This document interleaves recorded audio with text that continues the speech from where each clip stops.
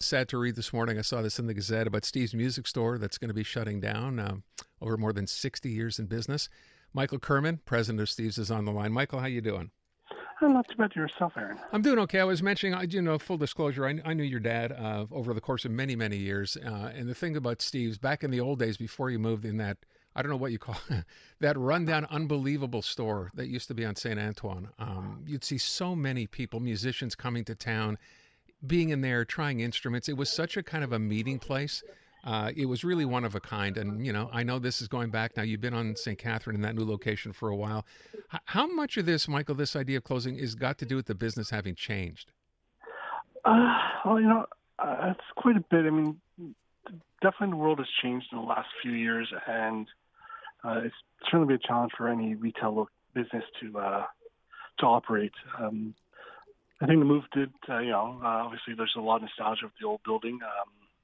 A lot of fun, interesting stories there. But I think definitely changed since post-COVID. It's really defined, I think, retail today. So specifically to Steve's, when you say post-COVID, obviously people are not going out, not going to stores, but it seems to me a lot of the stuff you could buy online, did that apply to the music business or not really? Absolutely. There's a lot of stuff online.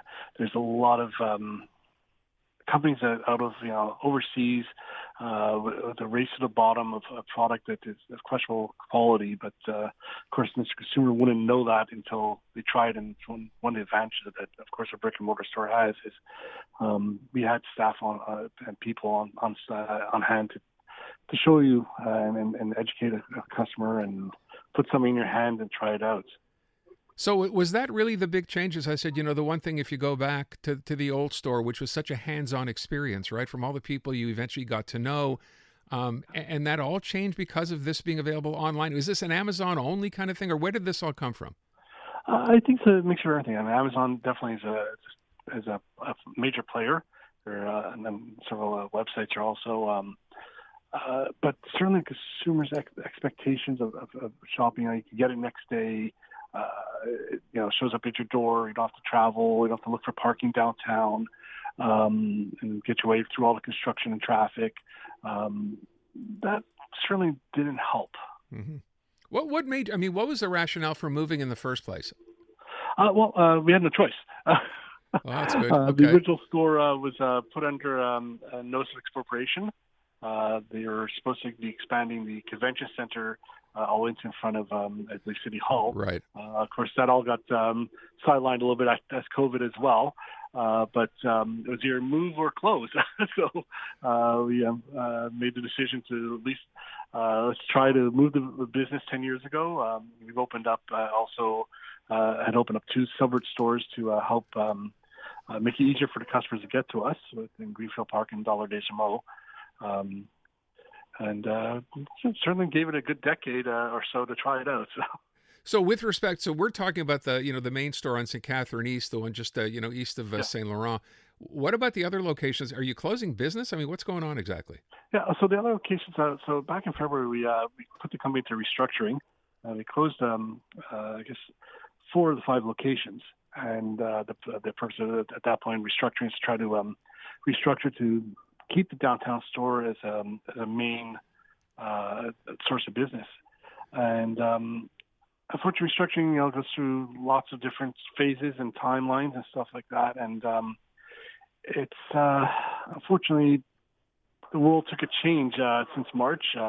Things became a lot more expensive, and people are not shopping as well as the nature of a restructuring and restrictions you have.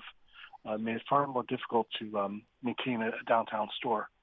So to keep the name and the company itself alive, because we're still going through the restructuring process, we decided to close the last retail location, and we will see from there where it leads. I'd like to at least shut it down, the retail, for now, as a positive note, and try to pay off all our creditors and see what the future holds.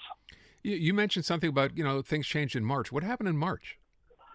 Well, so for us, March was But when we went into February, we went to restructuring. March, like the war overseas, which all of a sudden we saw massive inflation, with gas prices increasing and grocery prices increasing, and people having to make a choice of paying into a hobby or putting food on the table.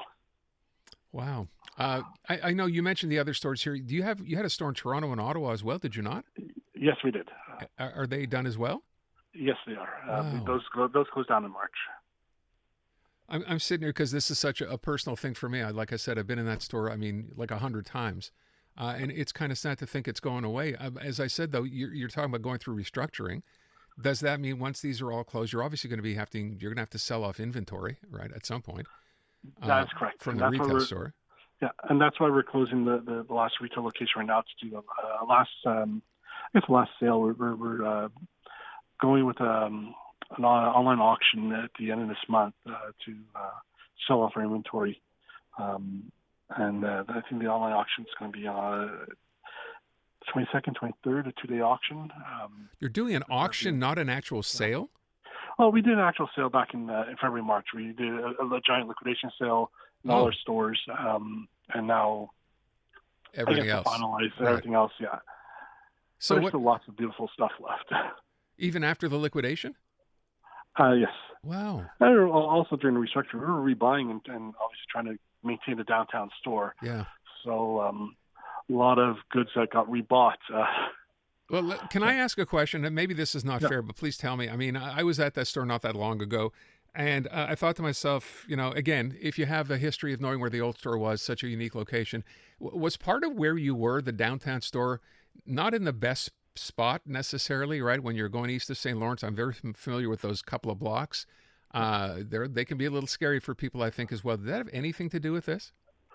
I don't know. I mean, certainly the neighborhood was, when we first moved in here, was regentrifying with the Sunshine Spectacle right next door, and the investment in getting the whole area set up. And then on the other side of us, we had UQAM and then all the universities and around here. So it had the potential to be a very interesting neighborhood to try it, as well as we wanted to be somewhere nearish where the old location is.